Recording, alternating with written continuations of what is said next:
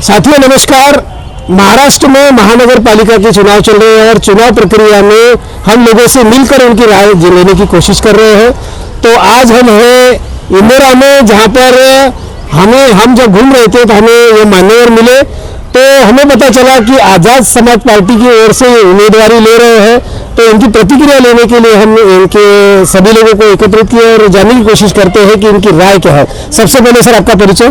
Sir मेरा नाम नीलेश प्रभाकर राउत है और जो आप सब लोग जानते हैं आज़ाद समाज पार्टी एक बुलंद आवाज़ है। माननीय चंद्रशेखर आज़ाद जी जो आज एक परिपक्व है, देश दुनिया में उनका नाम है और उन्होंने ऐसा ऐतिहासिक काम किया हुआ है जो काफ़ी सालों से लोगों ने सराहा हुआ है। उस कार्यों को आगे बढ़ाने के लिए मैं नीलेश प्रभाकर राउत आज आप सभी के बीच में इस कार्यों को आगे बढ़ाने के लिए आया हूँ। सर आपको रोकना चाहेंगे, सबसे महत्वपूर्ण सवाल है, सभी लोग इस चुनावी रणनीति में अपना दाव आजमा रहे हैं, उम्मीदवारी बता रहे हैं, यहाँ पे कुछ लड़ाइयाँ भी चल रही है उम्मीदवारी के लिए। आपको आज़ाद समाज पार्टी ने अगर टिकट देने का जाहिर किया है तो क्या वजह है कि आप इस चुनावी रण मैदान में आए हैं? देखिए, बाबा साहब कहते हैं शिक्षा शेरनी का दूध होता है, जो इसे पिएगा वो दहाड़ेगा। और माननीय चंद्रशेखर रावत साहब ने ये मुझमें देखा हुआ है। मेरा BE MTech हुआ है, अभी मैं PhD कर रहा हूँ एंड मैं प्रोफेशनल हूँ, ठीक है। तो इस कार्रवाई को आगे बढ़ाने के लिए आपने देखा होगा कि एजुकेटेड लोगों की बहुत ज़रूरत है। नागपुर महानगर पालिका का जो आर्थिक बजट है वो 6000 करोड़ का है। क्या आपको पता है किसने प्रभागों में कितना पैसा जाने वाला है? काफ़ी कम लोगों नगर सेवक को पता है। और हमारी ये बैकबोन रही है कि पूरा का पूरा विकास लोगों के घर तक पहुंचना चाहिए।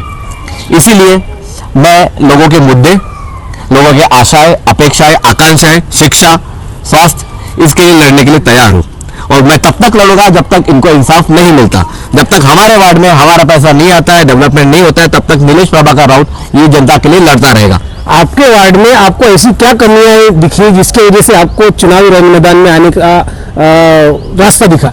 3 साल से नागपुर महानगर पालिका ये आयुक्त साहब के अंडर में है। 3 साल से सिर्फ 3500 करोड़ पास हुए थे, जो 3500 करोड़ मैक्सिमम से मैक्सिमम यूटिलाइज हुआ है मेट्रो के काम में, और मिनिमम से मिनिमम बजट यूज हुआ है health, education, infra and rural development के लिए। आप जहां यहाँ देखते हो हर जगह खुदा पड़ा है, हर जगह खुदा पड़ा है, केबल खुदी हुई है। एक सड़क को 10 बार खोदते हैं एक साल में। क्या ये लोग इंफ्रास्ट्रक्चर डेवलपमेंट नहीं कर सकते? एक बार खोद लो, 10 फीट का गड्ढा खोद लो, उसके अंदर सारे पाइपें बिछा दो। सबसे बेस्ट आइडिया है, क्या कभी किसी ने यूज किया हुआ? नहीं।